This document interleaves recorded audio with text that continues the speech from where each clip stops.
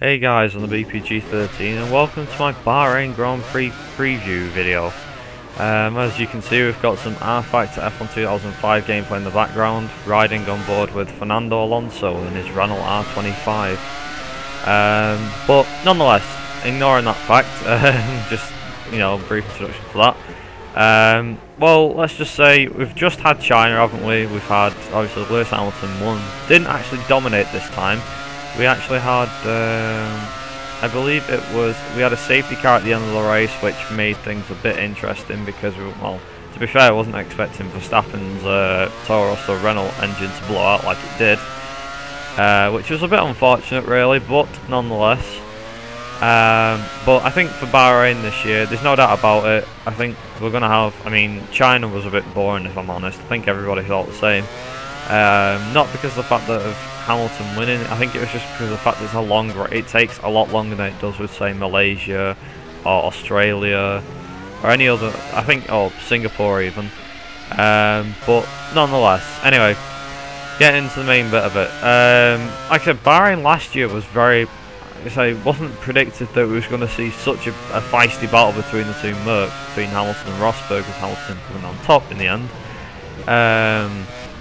But I think that obviously, proving what he did last year, it's proven that Rosberg is quick around Bahrain. And as Lewis said, Nico is quite fast around Bahrain, which is something he knows as a fact since this was where Rosberg made his debut, I think, back in 2006.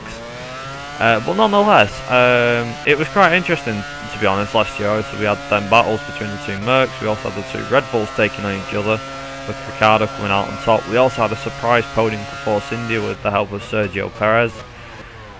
We had two McLaren failures on the last few laps. We also had that horrific and spectacular crash between Gutierrez and Maldonado, which cost him a 3-place grid penalty, I think it was, for the next race, or like a 10-second penalty or something. What was it? I don't know. He got like a 3-place grid penalty for Spain. 2 points on his F1 license and 10-second penalty, I think, I'm not sure.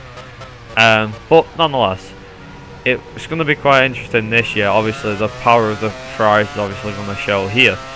Obviously, last year we saw, obviously, the two Mercs were fighting. This year we're going to see a bit more than that. We're going to see the two Mercs and the Ferraris, so it's going to be a 4-way scrap, I reckon. I'm very confident of this because the track has not got that many straights, plus there's the elevation change to take on board as well. As we all know, Mercedes were dominant last year, but this year Ferrari have easily closed the gap by far than any of the others. So I think we're easily going to see both Ferraris, one of them is going to get on the podium. No doubt about it, it'll be Vettel most likely, but if Raikkonen gets on, that'll be even better. Just because, well, it'd be nice to see the other Ferrari get, obviously Raikkonen get on the podium instead. There's no doubt about it, the McLarens aren't going to score this time, but I reckon both should make it to the end. Both Red Bulls should just about make it into the points. Verstappen should easily make it into the points in the top 10, so probably 8th or 9th. Nasser as well, he's been showing that he's really good at, showed that he's really good behind the wheel of the F1 car this year compared to his GP2 car last year. But yeah, that Sauber's definitely going to be going somewhere this year with Bahrain. So it'll put his mind to the test. I think we could also see, now don't get me wrong, we're definitely going to see some action between the Lotuses. Again, hopefully this time there's no incident between Maldonado and somebody else.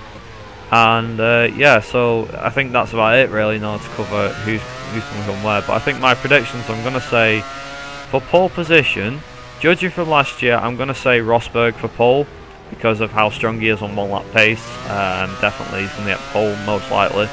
Either him or Hamilton or Vettel will get pole most likely out of the 3. It's either down to, I think it's down to between Rosberg and Lewis because their Mercedes is more dominant than the Ferrari.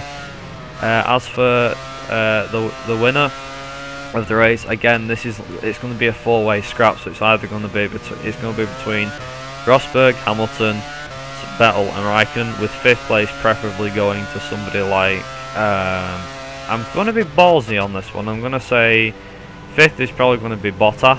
6th will probably be Master, so the 2 Williams will be next to each other. And then as for 7th, 8th, 9th and 10th, it'll probably be one of the Red Bulls, a Sauber, Verstappen's Toro Rosso and a Lotus, so probably most likely Grosjean in the top 10 to score points for Lotus again.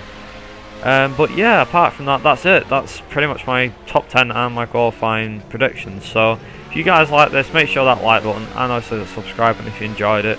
I've been the BPG13 and thank you for watching. Ta-ra!